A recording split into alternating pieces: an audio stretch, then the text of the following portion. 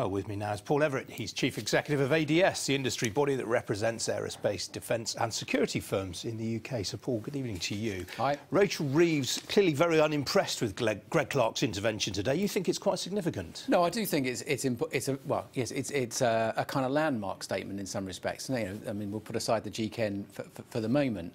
But, I mean, what he was essentially saying was that, as far as government is concerned, the longer-term interests of employees, of suppliers and customers and pensioners need to be weighed alongside the shorter-term interests of shareholders.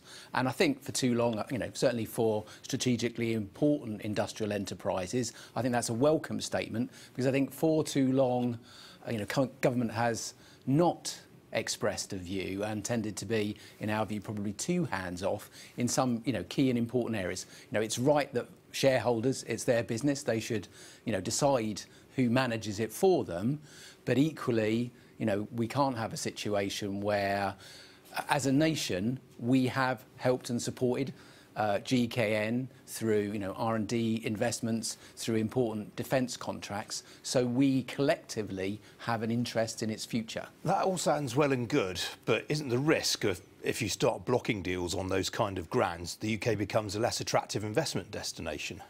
Well, I don't think it's about blocking. I mean, I think the Secretary of State was very clear. He's not seeking to block the takeover, but what he offered to Melrose was the opportunity to make voluntary, legally binding commitments, you know, to the longer-term interests of employees, you know, customers, suppliers, and the pensions. So they can, if you like, reinforce their credentials if they choose to do that in a legally enforceable way.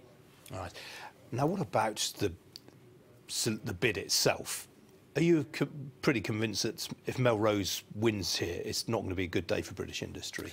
I mean, I think we've made very clear, and certainly in the communications discussions we've had with members, there is a very real concern. You know, today Melrose talked about a 5-year time horizon.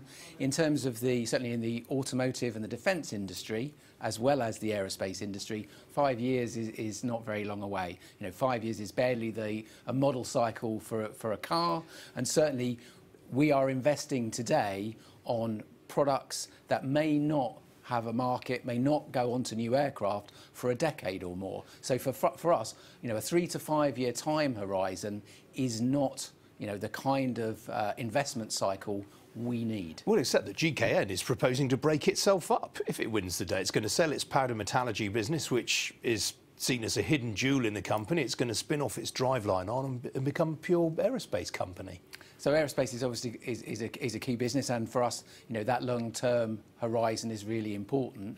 I mean, I would reflect as well that, you know, some of the comments around the GK management, you know, there are others who are perhaps closer to it, but if you consider over the course of the last 5 years, in aerospace, they have landed 2 major deals. So that's Volvo Aerospace and the Fokker deal more recently. You know, these are not the activities of an idle business.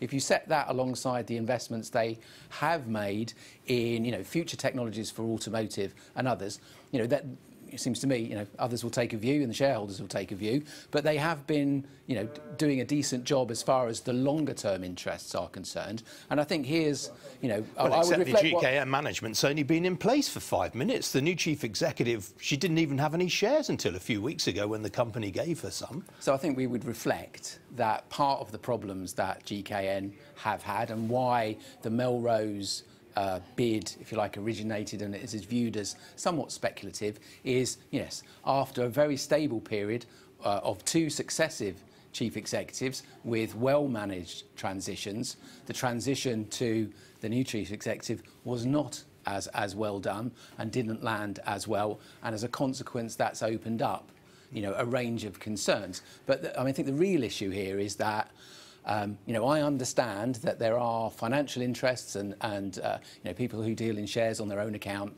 who are very interested in short-term returns, and that, if you like, long-term, long-standing engineering businesses are not necessarily, you know, they don't see that as quite as attractive. But there are many long-term investors, and I think this is what Greg Clark was highlighting today. Many of the pension funds on which we all hope to depend as we get older are really enthusiastic about businesses that deliver long-term, consistent returns. And there's no one. Okay, very briefly, Paul. GKN has cut 63,000 UK jobs over the last 40 years. What makes you think that this is some fantastic custodian of British industrial assets?